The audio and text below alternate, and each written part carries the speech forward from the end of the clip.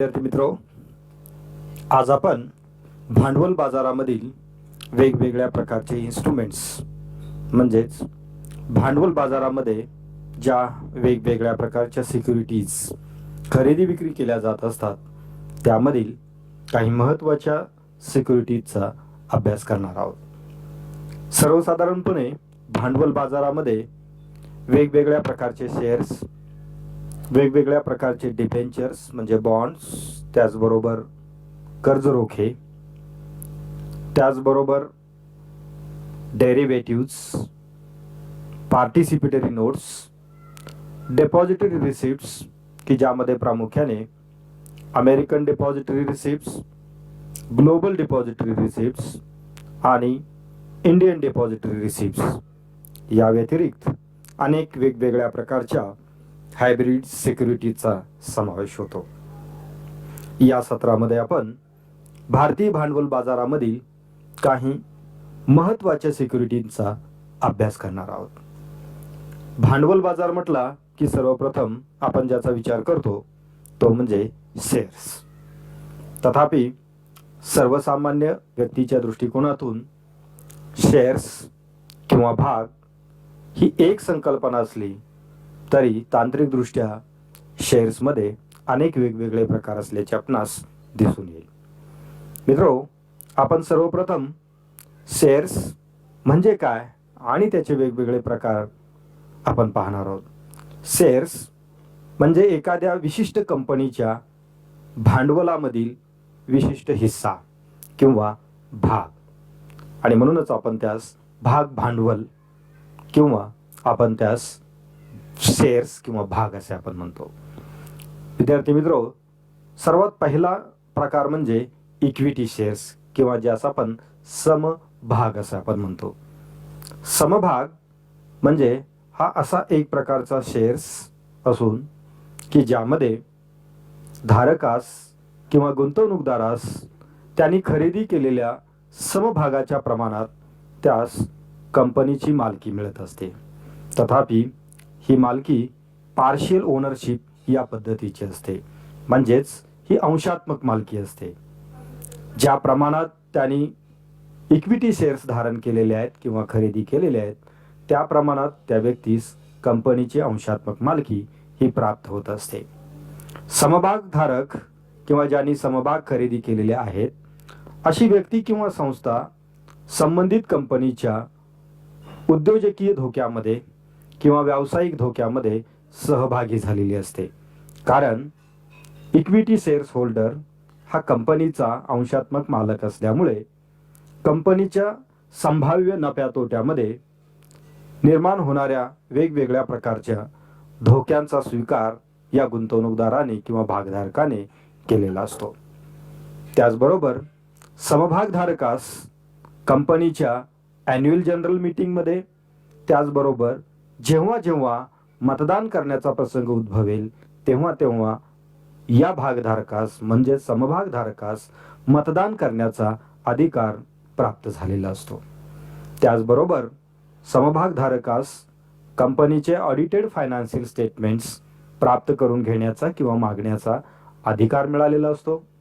त्याचबरोबर कंपनीच्या व्यवस्थापनासाठी आवश्यक असणारे बोर्ड ऑफ डायरेक्टरची निवड करणे, त्याचबरोबर त्यांनी केलेल्या कामकाजाची माहिती मागणे, त्याचबरोबर त्यांचा वार्षिक अहवाल मागणे याबाबतचे अधिकार देखील इक्विटी शेअर होल्डर्सना प्राप्त झालेले असतात। त्याचबरोबर कंपनीचे किंवा संस्थेचे ऑडिटेड स्टेटमेंट्स प्राप्त करण्याचा अधिकार देखील समभागधारकास प्राप्त झालेला असतो। म्हणजेच समभाग किंवा इक्विटी हा एक असा वैशिष्ट्यपूर्ण शेअर्स असून की ज्यामध्ये धोक्याचा समावेश असतो, मतदानाचा अधिकार असतो, त्याचबरोबर तो कंपनीचा विशिष्ट प्रमाणात मालक किंवा ओनर असतो आणि त्याला कायद्यातील तरतुदीनुसार म्हणजेच कंपनी कायदा 2013 मधील तरतुदीनुसार त्यांना विशिष्ट प्रकारचे अधिकार आणि हक्क प्राप्त झालेले असतात। त्यानंतर आपण शेअर्समधील दुसरा आणि महत्त्वाचा प्रकार म्हणजे प्रेफरन्स शेअर्स की ज्याला अग्रहक्क शेअर्स असेही म्हटले जाते किंवा प्राधान्यक्रम शेअर्स असेही म्हटले जाते. कंपनी कायद्यातील सेक्शन 43 मधील तरतुदीनुसार विशिष्ट कंपनी आपल्या गुंतवणूकदारांसाठी अग्रहक्क शेअर्स म्हणजेच प्रेफरन्स शेअर्स इश्यू करू शकते. अर्थात समभागधारकाप्रमाणेच इक्विटी शेअर्स होल्डर प्रमाणेच हे शेअर होल्डर्स देखील कंपनीच्या किंवा उद्योग संस्थेच्या उद्योजकीय तसेच व्यावसायिक धोक्यामध्ये म्हणजेच एंटरप्रेन्योरशिप रिस्क त्याचबरोबर बिझनेस रिस्कमध्ये समाविष्ट असतात. तथापि समभागधारकास म्हणजेच इक्विटी शेअर होल्डर्सना मतदान करण्याचा अधिकार असतो, मात्र प्रेफरन्स शेअर होल्डर्सना कोणत्याही प्रकारचा मतदानाचा अधिकार हा प्राप्त होत नाही. त्याचबरोबर आणखीन एक महत्त्वाची खासियत म्हणजेच प्रेफरन्स शेअर होल्डर्सना कंपनीला झालेल्या नफ्यातून जेव्हा डिव्हिडंडची वाटणी करावयाची असते किंवा डिव्हिडंड इश्यू करावयाचा असतो तेव्हा त्यामध्ये अग्रक्रमाने त्याचे पेमेंट रिसीव करण्याचा अधिकार असतो. म्हणजेच नफ्याच्या वाटणीमध्ये सर्वप्रथम डिव्हिडंड डिस्ट्रीब्युशनमध्ये प्रेफरन्स शेअर होल्डरचा नंबर त्या ठिकाणी असतो आणि त्यानंतर समभागधारकांसाठी डिव्हिडंडचे वाटप किंवा त्याचे डिस्ट्रीब्युशन हे केले जात असते. त्याचबरोबर जेव्हा काही कारणास्तव एखादी कंपनी बंद पडते किंवा ती वाइंडिंग अप करण्याची वेळ येते तेव्हा सर्वप्रथम प्रेफरन्स शेअर होल्डरची पेमेंट्स किंवा त्यांनी दिलेले भांडवल हे परत दिले जाते. तथापि यापूर्वी बॉन्डधारक डिबेंचर धारकांचे पेमेंट्स हे केले जात असते. तथापि शेअर्स या कॅटेगरीमध्ये सर्वप्रथम प्रेफरन्स शेअर होल्डरचे कॅपिटल किंवा भांडवल हे परत दिले जात असते. प्रेफरन्स शेअर्समध्ये कम्युलेटिव्ह व नॉन कम्युलेटिव्ह प्रेफरन्स शेअर्स असे दोन प्रकारचे शेअर्स आपल्याला पाहायला मिळतात की ज्यामध्ये एका प्रकारामध्ये डिव्हिडंड हा पेड केला जातो तर कम्युलेटिव्ह प्रेफरन्स शेअर्समध्ये डिव्हिडंड हा गुंतवणूकदाराला पे न करता डिव्हिडंडच्या रकमेतून तेवढ्याच रकमेचे शेअर्स संबंधित गुंतवणूकदाराला इश्यू केले जात असतात. म्हणजेच डिव्हिडंडच्या रकमेच्या माध्यमातून प्रेफरन्स शेअर्स हे कम्युनिकेट होत जात असतात किंवा त्यांची संख्या त्या प्रमाणात वाढत जात असते. त्याचबरोबर समभागधारकाप्रमाणेच प्रेफरन्स शेअर होल्डर्सला कंपनीच्या ॲसेट्सवरती मालकी अधिकार हे प्राप्त झालेले असतात.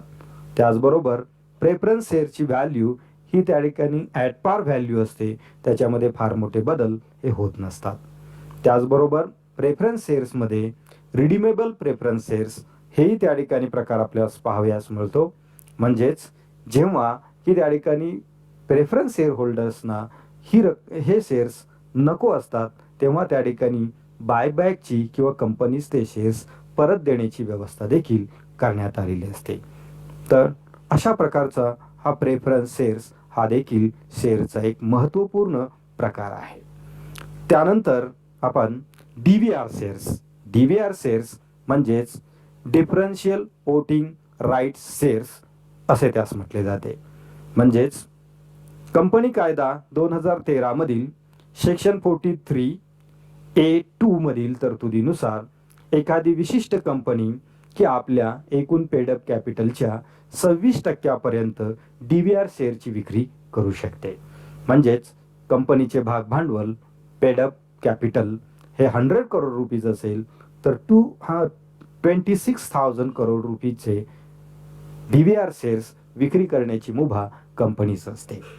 तथापि DVR शेअरच्या बाबतीमध्ये सर्वात महत्त्वाचा ऑप्शन म्हणजे DVR शेअर्स धारकास मतदानाचा अधिकार असतो, मात्र हा अधिकार लिमिटेड वोटिंग राईट या प्रकारामध्ये असतो. म्हणजेच एका भागधारकास एकच मतदान करण्याचा अधिकार असतो. तथापि इक्विटी शेअर्स त्याचबरोबर प्रेफरन्स शेअर्समध्ये वोटिंग राईट्स हे अधिक असतात. भांडवलाच्या प्रमाणात वोटिंग राईट्स अलाउड असतात. त्याचबरोबर DVR मध्ये देखील कंपनीकडून बायबॅकचा ऑप्शन म्हणजेच विकलेले DVR शेअर्स हे परत खरेदी करण्याची व्यवस्था कंपनीने करून ठेवलेली असते. त्याचबरोबर इतर शेअर्स प्रमाणेच याही शेअरच्या बाबतीमध्ये DVR शेअर्स धारकास कंपनीच्या ॲसेटची मालकी ही प्राप्त झालेली असते. तर अशा प्रकारे विविध प्रकार अभ्यासल्यानंतर आता आपण डिबेंचर्स व डिबेंचरची वैशिष्ट्ये त्याचबरोबर डिबेंचरचे वेगवेगळे प्रकार आपण पाहणार आहोत। डिबेंचर म्हणजेच कर्ज रोखे। याच्या नावाप्रमाणेच एखाद्या कंपनीस निधी म्हणून किंवा कंपनीच्या कामकाजाकरिता आवश्यक असणारे फंड्स हे कर्जाच्या स्वरूपात जेव्हा हवे असतात तेव्हा संबंधित कंपनी विशिष्ट परवानगीनंतर आपल्या कंपनीचे डिबेंचर्स हे विक्रीस काढत असते। डिबेंचर हे सर्वसाधारणपणे दोन प्रकारचे असतात। सरकारी कंपन्यांनी किंवा शासनाने विक्रीला काढलेले डिबेंचर्स म्हणजेच शासकीय डिबेंचर्स किंवा सरकारी कर्ज रोखे व खाजगी कंपन्यांनी विक्रीस काढलेले कर्ज रोखे म्हणजेच खाजगी किंवा कॉर्पोरेट कर्ज रोखे। डिबेंचरच्या बाबतीमध्ये काही महत्त्वाची वैशिष्ट्ये किंवा त्याची कॅरेक्टरिस्टिक्स आपणास समजून घेणे आवश्यक आहे। डिबेंचर हे एक डेट इन्स्ट्रुमेंट आहे, म्हणजेच कर्ज उभा करण्यासाठीचे एक माध्यम किंवा वित्तीय साधन आहे। डिबेंचरच्या बाबतीमध्ये सर्वसाधारणपणे फिक्स व्याजदर हा कंपनीकडून किंवा डिबेंचर इश्यू करणाऱ्या संस्थेकडून हा निर्धारित करून दिलेला असतो की जो फिक्स असतो की ज्या व्याजदराप्रमाणे त्यावरती विशिष्ट व्याज रक्कम विशिष्ट मुदतीसाठी अदा केली जात असते। त्याचबरोबर प्रत्येक डिबेंचरसाठी एक विशिष्ट मुदत ही निर्धारित करण्यात आलेली असते आणि मुदतीनंतर संबंधित डिबेंचरची मूळ रक्कम व त्यावरील व्याज अशी रक्कम ही रीपे केली जात असते, म्हणजेच गुंतवणूकदारास परत दिली जात असते। त्याचबरोबर डिबेंचरची विक्री ही तीन वेगवेगळ्या पद्धतीने होऊ शकते, म्हणजेच डिबेंचरवरती छापलेल्या दर्शनी किमतीपेक्षा कमी किमतीने डिबेंचरची विक्री होऊ शकते। त्याचबरोबर त्यावरती छापलेल्या किमतीपेक्षा अधिक किमतीने त्याची विक्री होऊ शकते। त्याचबरोबर त्यावरती छापलेल्या मूळ किमतीनुसार देखील त्याची विक्री ही होऊ शकते। यालाच sale at par, sale at premium rate, sale at discount rate असे म्हटले जाते। म्हणजेच छापलेल्या किमतीनुसार विक्री होत असल्यास त्यास सेल ॲट पार प्राइस असे म्हटले जाते। तर छापलेल्या किमतीपेक्षा अधिक किमतीस विक्री होत असेल तर त्यास सेल ॲट प्रीमियम प्राइस आणि छापलेल्या किमतीपेक्षा कमी किमतीस विक्री होत असल्यास सेल ॲट डिस्काउंट प्राइस असे त्या ठिकाणी म्हटले जाते। अर्थात यामधील कोणत्या प्रकाराने खरेदी आणि विक्री होईल हे त्या कंपनीच्या रेप्युटेशनवरती व त्या कंपनीच्या ब्रँडवरती अवलंबून असते। म्हणजेच ज्या कंपन्यांमध्ये गुंतवणूक करणे अधिक फायद्याचे आहे अशी परिस्थिती गुंतवणूकदाराला वाटत असते तेव्हा त्याची खरेदी विक्री ही प्रीमियम रेटला होण्याची शक्यता अधिक असते। तथापि अशा परिस्थिती नेमक्या त्या ठिकाणी त्याची खरेदी कशी होईल ही त्या वेळच्या परिस्थितीवरती या बाबी अवलंबून असतात। सर्वात महत्त्वाची बाब म्हणजे या डिबेंचरची खरेदी विक्री ही दोन वेगवेगळ्या पद्धतीने होऊ शकते, म्हणजेच त्याची विक्री पब्लिक सबस्क्रिप्शन बरोबरच प्रायव्हेट प्लेसमेंटच्या माध्यमातून देखील त्याची विक्री होऊ शकते। म्हणजेच कंपनी संबंधित गुंतवणूकदारास पर्सनली कॉन्टॅक्ट करून या डिबेंचरची विक्री डेसिग्नेटेड इन्व्हेस्टरसाठी करू शकते व दुसऱ्या पद्धतीमध्ये कंपनी सबस्क्रिप्शनसाठी पब्लिक ॲडव्हर्टाइज देऊन ज्यांना कोणाला गुंतवणूक करावयाची आहे अशा गुंतवणूकदारास पब्लिकली इन्व्हाइट करू शकते। यालाच प्रायव्हेट इश्यू व पब्लिक इश्यू असे म्हणता येते। त्याचबरोबर हे डिबेंचर्स स्टॉक एक्सचेंजेसमध्ये लिस्टेड केले जात नसतात किंवा लिस्टेड केले जाऊ शकतात, म्हणजेच शेअर्सप्रमाणे त्याचे लिस्टिंग करण्याचे बंधन कंपनीवरती नसते। म्हणजेच काही कंपन्या आपले डिबेंचर्स स्टॉक एक्सचेंजमध्ये लिस्टिंग करू शकतात, नोंदणी करू शकतात व त्यांना जर आवश्यकता वाटत नसेल तर त्याचे लिस्टिंग केलेही जाणार नाही। म्हणजेच या दोन्ही पद्धतीने त्या ठिकाणी हे पर्याय वापरले जात असतात। त्याचबरोबर डिबेंचरच्या बाबतीमध्ये कंपनी आपल्या पब्लिक सबस्क्रिप्शनसाठी त्याचे क्रेडिट रेटिंग करून घेऊ शकते। सर्वात महत्त्वाचा भाग म्हणजे शेअर्स आणि डिबेंचर या दोन्हीमधला जो महत्त्वाचा फरक आहे तो म्हणजे दोन्ही पद्धतीमध्ये कंपनी भांडवल संकलित करत असली तरी शेअरच्या बाबतीमध्ये कंपनीस प्रॉफिट झाला तरच डिव्हिडंड मिळत असतो. मात्र डिव्हिडंड मिळेलच याची खात्री देता येत नाही. कंपनीच्या ध्येय धोरणानुसार प्रॉफिट मिळाला तरी देखील डिव्हिडंड देण्याचे नाकारले जाऊ शकते. तथापि सर्वसाधारण परिस्थितीमध्ये कंपनीस नफा झाला असता भागधारकास डिव्हिडंड किंवा लाभांश दिला जातो आणि कंपनीस तोटा झाला असता डिव्हिडंड किंवा लाभांश दिला जात नाही. परंतु डिबेंचरच्या बाबतीमध्ये कंपनीचा नफा किंवा तोटा याचा कोणताही संबंध नसतो. म्हणजेच डिबेंचर धारकास ठरवून दिलेल्या व्याजदराप्रमाणे विशिष्ट व्याज रक्कम व संबंधित मुद्दलाची रक्कम मुदतपूर्तीनंतर डिबेंचर होल्डरला परत देणे बंधनकारक असते. थोडक्यात या रकमेचा संबंध कंपनीच्या नफ्या तोट्याशी केव्हाही त्या ठिकाणी जोडला जात नाही. त्याचबरोबर डिबेंचरचे अनेक वेगवेगळे प्रकार आहेत. त्यामधील काही डिबेंचर हे कंपनीचे ॲसेट अंडरलेइंग करत असतात, तर काही डिबेंचर्स हे कंपनीचे ॲसेट अंडरलेइंग करत नाहीत. म्हणजेच डिबेंचरच्या बॅकला डिबेंचरच्या सोबत कंपनीच्या ॲसेट्स जोडलेल्या असू शकतात किंवा नसूही शकतात. त्यालाच सिक्युअर्ड अँड अनसिक्युअर्ड डिबेंचर्स असे म्हटले जाते. त्याचबरोबर जेव्हा एखादी कंपनी वाइंडिंग अप करण्याची परिस्थिती निर्माण होते तेव्हा सर्वात प्रथम प्रायोरिटीने डिबेंचर होल्डरचे पैसे परत दिले जातात व त्यानंतर शेअर होल्डर्समध्ये प्रेफरन्स शेअर होल्डर्स आणि इक्विटी शेअर होल्डर्स या क्रमाने रक्कम ही परत दिली जात असते. त्याचबरोबर शेअर्स धारकास कंपनीचे मालकी प्राप्त होते, तसेच त्यांना वोटिंग राईट्स असतात. मात्र डिबेंचर धारकास कोणत्याही प्रकारचा वोटिंग राईट नसतो. त्याचबरोबर त्यांना मालकी हक्क देखील प्राप्त झालेला नसतो. तर अशा प्रकारचे हे एक वैशिष्ट्यपूर्ण डेट इन्स्ट्रुमेंट आहे. तथापि भारतामध्ये या डिबेंचरचे अनेक वेगवेगळे प्रकार असल्याचे आपणास पाहाव्यास मिळते. या चार्टमध्ये आपणास डिबेंचरचे अनेक वेगवेगळे प्रकार व त्याचे क्लासिफिकेशन्स पाहाव्यास मिळतील. यामधील पहिला प्रकार म्हणजे सिक्युरिटी वाईज. त्यामध्ये सिक्युअर्ड डिबेंचर व अनसिक्युअर्ड डिबेंचर.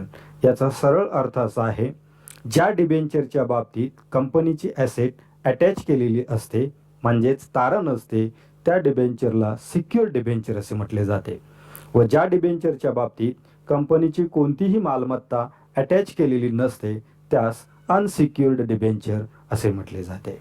त्याचबरोबर दुसरे क्लासिफिकेशन म्हणजे कन्व्हर्टॅबिलिटी किंवा परिवर्तनीयतेनुसार केले जाणारे वर्गीकरण. त्यामध्ये दोन महत्त्वाचे प्रकार येतात, कन्व्हर्टेबल डिबेंचर व non convertible debentures. Convertible debenture याचा अर्थ असा होतो की हे डिबेंचर विशिष्ट मुदतपूर्तीनंतर त्याचे रूपांतर समभागामध्ये होते. म्हणजेच एखाद्या व्यक्तीने 100 कोटी रुपयाचे डिबेंचर्स घेतलेले असतील आणि व्याजासहित त्याची रक्कम 125 कोटी रुपये होत असेल तर संबंधित डिबेंचर होल्डर्सला मुदतपूर्तीनंतर 125 कोटी रुपयाचे शेअर्स दिले जातील. म्हणजेच या डिबेंचरचं कन्व्हर्जन किंवा रूपांतर परिवर्तन हे समभागात केले जाईल. त्याचबरोबर दुसरा प्रकार म्हणजे नॉन कन्व्हर्टेबल डिबेंचर. या प्रकारामध्ये डिबेंचर धारकास त्यांनी गुंतवलेली रक्कम व त्या विशिष्ट मुदतीमध्ये होणारे त्यावरील व्याज ही सर्व रक्कम ही परत दिली जात असते. तथापि कन्व्हर्टेबल डिबेंचरमध्ये अनेक वेगवेगळे उपप्रकारही आपणास पाहाव्यास मिळतात. कन्व्हर्टेबल डिबेंचरमध्ये partially convertible debenture and fully convertible debenture असे वेगवेगळे प्रकार पाहाव्यास मिळतात. पार्शली कन्व्हर्टेबल डिबेंचरमध्ये काही रक्कम शेअर्समध्ये कन्व्हर्ट केली जाते व उर्वरित रक्कम गुंतवणूकदारास परत दिली जाते. व फुल्ली कन्व्हर्टेबल डिबेंचरमध्ये संपूर्ण रक्कम शेअर्समध्ये कन्व्हर्ट केली जात असते. त्याचा आणि महत्त्वाचा प्रकार म्हणजे परमनन्सनुसार त्याचे दोन प्रकार त्या ठिकाणी पाडले जातात. एक म्हणजे रिडीमेबल डिबेंचर आणि दुसरा इरिडीमेबल डिबेंचर. रिडीमेबल डिबेंचर म्हणजेच असा कर्जरोखा की ज्याची पुनर्विक्री किंवा पुनर्खरेदी ही मुदतीपूर्वी करता येणे शक्य असते. म्हणजेच ज्या कर्जरोख्याची विक्री करून रोख रकमेमध्ये रूपांतर करता येणे शक्य असते अशा कर्जरोख्यास रिडीमेबल कर्जरोखा असे म्हटले जाते. दुसरा प्रकार म्हणजे इरिडीमेबल कर्जरोखा, की ज्याची विक्री मुदतीपूर्वी करता येणे शक्य नसते. अशा कर्जरोख्यास इरिडीमेबल कर्जरोखा असे म्हटले जाते. त्यानंतर चौथा प्रकार म्हणजेच निगोशिएबिलिटी असणारा कर्जरोखा, ज्या कर्जरोख्यामध्ये हस्तांतरणीयता असते, म्हणजेच एका गुंतवणूकदाराकडून दुसऱ्या गुंतवणूकदाराकडे तो सहजासहजी हस्तांतरण करता येणे शक्य असते, त्यास आपण निगोशिएबिलिटी असणारा डिबेंचर किंवा कर्जरोखा असे आपण म्हणतो. त्याचबरोबर रक्कम परत देण्याच्या अटीवरती जे दोन महत्त्वाचे प्रकार पाडले जातात ते म्हणजे प्रायोरिटी बेस्ड क्लासिफिकेशन किंवा प्रकार, ज्यामध्ये first mortgage debenture and second mortgage debenture हे दोन प्रकार येतात. फर्स्ट मॉर्गेज डिबेंचर म्हणजे असा कर्जरोखा की जेव्हा एखादी कंपनी वाइंडिंग अप करण्याची परिस्थिती निर्माण झालेली असते आणि अशा कंपनीच्या मालमत्तेमधून गुंतवणूकदारांची रक्कम परत केली जाणार असते. अशा परिस्थितीमध्ये फर्स्ट मॉर्गेज डिबेंचर धारकास सर्वप्रथम रक्कम अदा केली जाते व त्यानंतर सेकंड मॉर्गेज धारकास रक्कम अदा केली जात असते. म्हणजेच गुंतवणूकदारास रक्कम परत देण्याच्या अटी शर्तीनुसार फर्स्ट मॉर्गेज व सेकंड मॉर्गेज हे दोन डिबेंचरचे वेगवेगळे प्रकार आपणास दिसून येतात. त्यानंतर कर्जरोख्याच्या खरेदी विक्रीबाबतच्या नोंदणीनुसार दोन उपप्रकार पाडले जातात, की ज्यामध्ये registered debenture and non registered debenture असे दोन प्रकार येतात. की ज्यामध्ये रजिस्टर्ड डिबेंचर म्हणजे असा कर्जरोखा की ज्याची नोंदणी खरेदी विक्रीबाबतची नोंदणी ही रजिस्ट्रारकडे केलेली असते, म्हणजेच कंपनी रजिस्ट्रारकडे याबाबतच्या खरेदी विक्री व्यवहाराची कायदेशीर नोंद केलेली असते व ज्या कर्जरोख्याच्या बाबतीत पुनर्विक्री आणि पुनर्खरेदीबाबतची नोंद कंपनी रजिस्ट्रारकडे केलेली नसते अशा कर्जरोख्यास नॉन रजिस्टर्ड डिबेंचर असे म्हटले जाते. याप्रमाणे डिबेंचरचे अनेक वेगवेगळे प्रकार आपणास पाहाव्यास मिळतील. या व्यतिरिक्त परपेच्युअल डिबेंचर हा देखील त्या ठिकाणी एक महत्त्वाचा डिबेंचरचा प्रकार असतो, की ज्या कर्जरोख्याच्या बाबतीत कोणतीही मुदत ही निर्धारित केलेली नसते. अशा डिबेंचरला परपेच्युअल डिबेंचर असे म्हटले जाते. अर्थात जगभरातील अनेक वेगवेगळ्या देशामध्ये यापेक्षाही अनेक वेगवेगळ्या प्रकारचे हायब्रिड डिबेंचर्स हे त्या ठिकाणी इंट्रोड्यूस केल्याचे आपणास पाहाव्यास मिळेल. की या संपूर्ण चार्टवरून आपणास भारतातील काही महत्त्वाच्या डिबेंचरचे प्रकार आणि उपप्रकार आपणास लक्षात आलेले असतील. पण बॉन्ड म्हणजेच बंधपत्रे व त्याचे वेगवेगळे प्रकार आपण पाहणार आहोत. विद्यार्थी मित्रो, वेगवेगळ्या कंपन्या किंवा शासकीय प्रकल्प भांडवल किंवा निधी उभा करण्यासाठी शेअर्स व कर्जरोख्यांबरोबरच बॉन्ड्स म्हणजेच बंधपत्रांचाही उपयोग करत असतात. बंधपत्रे हे विशिष्ट व्याजदराने किंवा बिना व्याजदराची विशिष्ट मुदतीसाठी खरेदी विक्री केली जाणारी फायनान्शियल इन्स्ट्रुमेंट्स आहेत, की ज्यामध्ये सर्वात महत्त्वाचे दोन उपप्रकार आपणास पाहाव्यास मिळतात. ते म्हणजे कॉर्पोरेट बॉन्ड्स व गव्हर्नमेंट बॉन्ड्स. कॉर्पोरेट बॉन्ड्स म्हणजेच जेव्हा एखादी खाजगी कंपनी निधी उभा करण्यासाठी आपल्याकडचे बॉन्ड्स विक्रीस काढते तेव्हा त्यास कॉर्पोरेट बॉन्ड्स किंवा खाजगी कंपन्यांचे बॉन्ड्स असे म्हटले जाते. त्याचबरोबर जेव्हा शासन किंवा शासकीय प्रकल्प शासकीय कंपनी जेव्हा भांडवल उभा करण्यासाठी निधी संकलनासाठी आपले बॉन्ड्स विक्रीला काढते तेव्हा त्यास गव्हर्नमेंट बॉन्ड्स असे म्हटले जाते, की ज्याची जबाबदारी किंवा रिपेमेंटची रिस्पॉन्सिबिलिटी ही शासनाने स्वीकारलेली असते. त्याचबरोबर तिसरा प्रकार म्हणजे सिक्युअर्ड बॉन्ड्स. सिक्युअर्ड बॉन्ड्स म्हणजेच अशा प्रकारचे बॉन्ड्स की ज्या बॉन्डच्या सोबत संबंधित कंपनीची किंवा संबंधित प्रकल्पाची मालमत्ता हे अटॅच केलेली असते. थोडक्यात अशा बॉन्डच्या बाबतीमध्ये कंपनीच्या ॲसेट्स या त्यासाठी तारण म्हणून गृहीत धरलेल्या असतात. त्यास आपण सिक्युअर्ड बॉन्ड किंवा सुरक्षित बंधपत्रे असे आपण म्हणतो. त्याचबरोबर अनसिक्युअर्ड बॉन्ड्स म्हणजे अशा प्रकारचे बॉन्ड्स की हे केवळ ॲश्युरन्स किंवा हमीवरती रक्कम संकलित करण्यासाठी वापरले जातात, की ज्यामध्ये कंपनी किंवा शासन हे केवळ प्रॉमिस करत असते. म्हणजेच अशा बॉन्डच्या बाबतीमध्ये कंपनीची किंवा शासकीय प्रकल्पाची कोणतीही प्रॉपर्टी किंवा मालमत्ता ही त्या बॉन्डच्या सोबत अटॅच केलेली नसते. थोडक्यात यास आपण सुरक्षित बॉन्ड व असुरक्षित बॉन्ड असे आपण त्या ठिकाणी म्हणू शकतो. त्यानंतर झिरो कुपन बॉन्ड किंवा ज्याला आपण ZCB असे आपण म्हणतो. हा बॉन्ड एक असा वैशिष्ट्यपूर्ण बॉन्ड आहे की ज्याची विक्री ही त्यावरती छापलेल्या कमी किमतीस होत असते. म्हणजेच डिस्काउंट प्राइसला त्याची खरेदी विक्री ही केली जात असते. प्रत्यक्षात हा डिस्काउंट किती राहील हे त्या वेळच्या परिस्थितीवरती अवलंबून असते. म्हणजेच अशा बॉन्डची विक्री ही कमी छापलेल्या किमतीपेक्षा कमी किमतीस होते. मात्र आफ्टर मॅच्युरिटी त्यावरती छापलेली किंमत ही गुंतवणूकदारास मिळत असते. तथापि खरेदीची किंमत व प्रत्यक्ष त्यावरती छापलेली फेस व्हॅल्यू यामधील जी तफावत असते तो गुंतवणूकदाराचा लाभ असतो. पाचवा प्रकार म्हणजेच डीप डिस्काउंट बॉन्ड, DDB असं त्यास म्हटले जाते. DDB मध्ये झिरो इंटरेस्ट बॉन्ड प्रमाणेच की त्या ठिकाणी त्याची विक्री ही छापलेल्या फेस व्हॅल्यूपेक्षा निम्न किमतीला म्हणजेच कमी किमतीला होत असते. तथापि मुदतपूर्तीनंतर त्या गुंतवणूकदारास फेस व्हॅल्यू म्हणजे छापलेली किंमत ही त्यास रिडीम करता येते, म्हणजेच त्यास परत मिळत असते. यामध्ये डिस्काउंटची व्हॅल्यू ही सर्वाधिक असते. म्हणजेच झिरो कुपन बॉन्डपेक्षा अधिक डिस्काउंट डीप डिस्काउंट बॉन्डमध्ये हा मिळू शकतो. त्यानंतर सहावा प्रकार म्हणजेच कन्व्हर्टेबल बॉन्ड. कन्व्हर्टेबल बॉन्ड म्हणजे मुदतपूर्तीनंतर ज्या बॉन्डचे रूपांतर इक्विटी म्हणजेच समभागामध्ये होणार असते व त्यास समभाग प्राप्त होणार असतात, अशा बॉन्ड्सला कन्व्हर्टेबल बॉन्ड्स असे म्हटले जाते.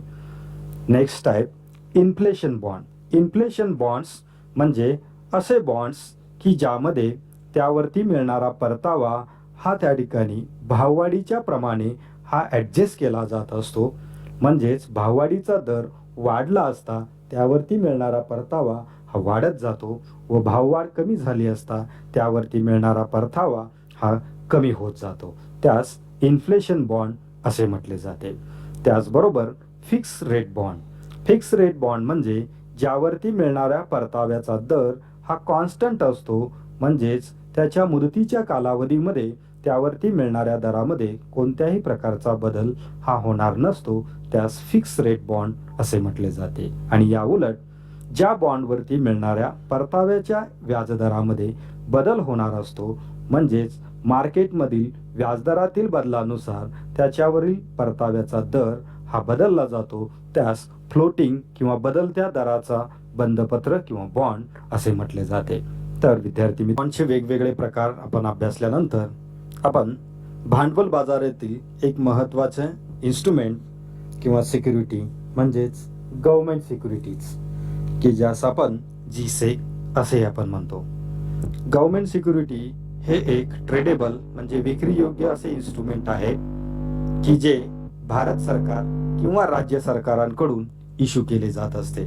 म्हणजे भारतात केंद्र सरकार किंवा वेगवेगळ्या प्रकारच्या राज्य सरकारांच्याकडून हे एक विक्री योग्य डेट इन्स्ट्रुमेंट हे इश्यू केले जात असते. सर्वसाधारणपणे यामध्ये ट्रेझरी बिल्स व लॉंग टर्म डेटेड बॉन्ड्स व गव्हर्नमेंट बॉन्ड्सचा समावेश असतो.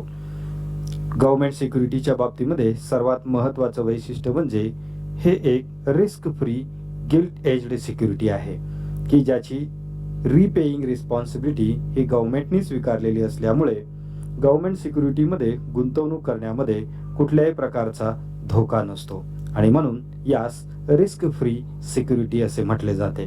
तथापि कॉर्पोरेट सिक्युरिटीचा विचार करता गव्हर्नमेंट सिक्युरिटीवरील परताव्याचा दर हा तुलनात्मकदृष्ट्या कमी असतो. कारण कॉर्पोरेट सिक्युरिटीमध्ये रिस्क अधिक असल्यामुळे तिकडे मिळणारा रेट ऑफ रिटर्न हा अधिक असतो. मात्र गव्हर्नमेंट सिक्युरिटीमध्ये रेट ऑफ रिटर्न कमी असतो की जेथे मार्केटचा high risk high return, low risk low return हा रूल या ठिकाणी ऍप्लिकेबल होतो. भारत सरकार वेगवेगळ्या प्रकारचे saving instruments, saving bond, national saving certificates किंवा स्पेशल सिक्युरिटीज की ज्यामध्ये पॉवर बॉन्ड, ऑइल बॉन्ड यासारखे अनेक वेगवेगळ्या प्रकारचे नॉन फुल्ली ट्रेडेबल इश्यूज विक्रीस काढू शकते. त्याचबरोबर गव्हर्नमेंट सिक्युरिटीची जास्तीत जास्त मुदत ही 30 वर्षापर्यंत असू शकते.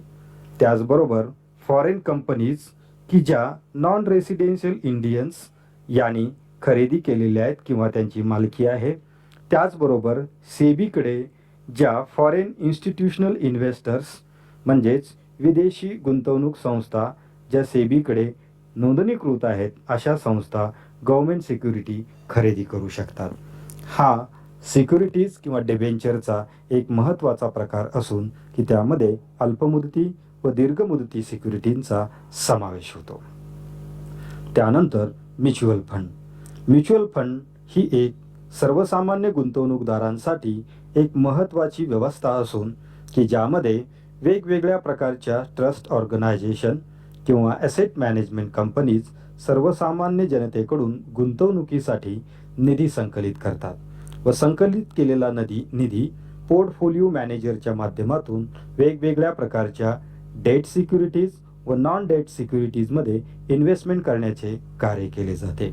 सर्वसाधारणपणे म्युच्युअल फंड कंपन्या ह्या इंडियन ट्रस्ट ॲक्ट 1882 यामधील तरतुदीनुसार नोंदणीकृत झालेल्या संस्था असतात की ज्या ॲसेट मॅनेजमेंट कंपनीज म्हणून कार्यरत असतात. म्युच्युअल फंडाचे अनेक वेगवेगळे प्रकार व उपप्रकार आहेत. तथापि या सत्रामध्ये आपण म्युच्युअल फंडाचे काही महत्त्वाचे प्रकार आपण अभ्यासणार आहोत. विद्यार्थी मित्रो, म्युच्युअल फंडामध्ये पहिला आणि महत्त्वाचा प्रकार म्हणजेच इक्विटी फंड. इक्विटी फंड्स म्हणजेच असा म्युच्युअल फंड की ज्याच्या माध्यमातून संकलित केलेली रक्कम ही भांडवल बाजार व नाणे बाजारामधील समभाग म्हणजेच वेगवेगळ्या प्रकारच्या शेअर्समध्ये त्याची गुंतवणूक करण्यासाठी ही रक्कम वापरली जाणार असते. थोडक्यात ज्या म्युच्युअल फंडाची रक्कम इक्विटीमध्ये गुंतवली जाणार असते त्यास इक्विटी फंड असे म्हटले जाते. त्यानंतर डेट फंड. डेट फंड म्हणजेच असा म्युच्युअल फंड की ज्याची संकलित केलेली रक्कम डिबेंचर किंवा बॉन्ड्स यासारख्या डेट इन्स्ट्रुमेंट्समध्ये गुंतवणूक केली जात असते. त्याचबरोबर याचा तिसरा प्रकार म्हणजे हायब्रिड फंड्स. हायब्रिड फंड्समध्ये संकलित केलेली रक्कम काही अंशी डेट फंडामध्ये व काही अंशी इक्विटी फंडामध्ये जमा केली जाणार असते किंवा गुंतवली जाणार असते आणि म्हणून त्यास संयुक्त फंड किंवा हायब्रिड फंड असे म्हटले जाते. म्युच्युअल फंडामध्ये long term, short term fund याबरोबरच क्लोज एंडेड म्युच्युअल फंड व ओपन एंडेड म्युच्युअल फंड असेही उपप्रकार पाहाव्यास मिळतात. क्लोज एंडेड म्युच्युअल फंड म्हणजे ज्या म्युच्युअल फंडामध्ये गुंतवणूकदारांना गुंतवणूक करण्यासाठी विशिष्ट मुदत निर्धारित करून दिलेली असते, त्या मुदतीपूर्वीच गुंतवणूक करणे आवश्यक असते, त्यास आपण क्लोज एंडेड म्युच्युअल फंड असे म्हणतो. व ज्या म्युच्युअल फंडामध्ये गुंतवणूक करण्याची मुदत किंवा अंतिम सीमा निर्धारित केलेली नसते त्यास आपण ओपन एंडेड म्युच्युअल फंड असे आपण म्हणतो. त्यानंतर पार्टिसिपेटरी नोट. पार्टिसिपेटरी नोट किंवा पी नोट हे एक त्या ठिकाणी डेरिव्हेटिव्ह असून त्यास पी नोट किंवा पीएन असेही म्हटले जाते. सर्वसाधारणपणे सेबीकडे नोंदणीकृत असणाऱ्या फॉरेन इन्स्टिट्यूशनल इन्व्हेस्टर जेव्हा परदेशातील बिगर नोंदणीकृत गुंतवणूकदारांना भारतीय भांडवल बाजारामध्ये गुंतवणूक करण्यासाठी जे इन्स्ट्रुमेंट्स विक्रीस काढतात त्यास पार्टिसिपेटरी नोट असे म्हणतात. अर्थात पार्टिसिपेटरी नोट हे थेट शेअर्स नसून शेअर्सवरती किंवा या देशातील भांडवल बाजारामधील वेगवेगळ्या सिक्युरिटीचे डेरिव्हेटिव्ह्ज असतात, किंबहुना त्यावर आधारित असणारे एक इन्स्ट्रुमेंट असते की ज्याची खरेदी परदेशातील बिगर नोंदणीकृत इन्व्हेस्टर देखील भारतीय भांडवल बाजारातून त्याची खरेदी हे करू शकतात. म्हणून त्यास ऑफशोर डेरिव्हेटिव्ह इन्स्ट्रुमेंट असे त्या ठिकाणी म्हटले जाते. पार्टिसिपेटरी नोट किंवा पीएन हे डेरिव्हेटिव्ह इन्स्ट्रुमेंट म्हणून इंडियन ॲसेट्स ह्या अंडरलेईंग करत असते, म्हणजेच त्याच्या पाठीमागे तारण असणारी मालमत्ता ही भारतातील वेगवेगळ्या कंपन्यांचे शेअर्स किंवा त्यांच्या ॲसेट्स असतात. जगभरामध्ये अनेक देशामध्ये पार्टिसिपेटरी नोट्स या अधिक पॉप्युलर असल्याचे दिसून येते, कारण यामध्ये गुंतवणूकदाराचे नाव हे डिस्क्लोज केले जात नसते, ते अनॉनॉमस राहत असते. पी नोटन ADR, GDR व IDR या 3 डिपॉझिटरी रिसिप्ट्स बद्दल आपण माहिती घेणार आहोत. विद्यार्थी मित्रो, डिपॉझिटरी रिसिप्ट्स म्हणजे असा एक फॉर्म किंवा रिसीट की ज्याच्यामध्ये विशिष्ट कंपनीचे विशिष्ट नंबर ऑफ शेअर्स कोट केलेले असतात आणि या मार्केटमध्ये अशा रिसीट्स की ज्याच्यावरती विशिष्ट कंपन्यांचे शेअर्स अधोरेखित केलेले आहेत, अशा रिसीटची खरेदी विक्री ही केली जात असते.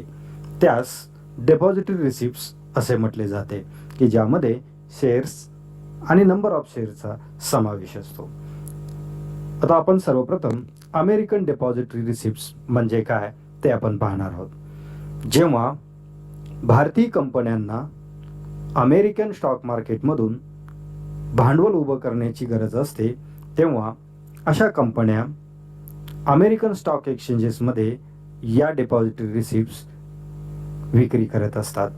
त्यामध्ये US मधील वेगवेगळ्या फॉरेन कंपनीज आणि वेगवेगळ्या प्रकारच्या डिपॉझिटरी ऑर्गनायझेशन्स अशा प्रकारच्या अमेरिकन डिपॉझिटरी रिसिप्ट्स या विक्री करत असतात की ज्यामध्ये अमेरिकेतील securities and exchange commission of USA यांच्या कायद्यातील तरतुदीनुसार व त्यांच्या नियमावलीप्रमाणे ही प्रक्रिया पूर्णपणे होत असते की ज्यामध्ये फॉरेन कंपनी यामध्ये पार्टिसिपेट असतात की ज्या कस्टोडियन म्हणून कार्यरत असतात, ज्यामध्ये प्रामुख्याने अमेरिकेतील वेगवेगळ्या प्रकारचे 3 मेजर स्टॉक एक्सचेंजेस जे आहेत की ज्यामध्ये याची नोंदणी केलेली असते.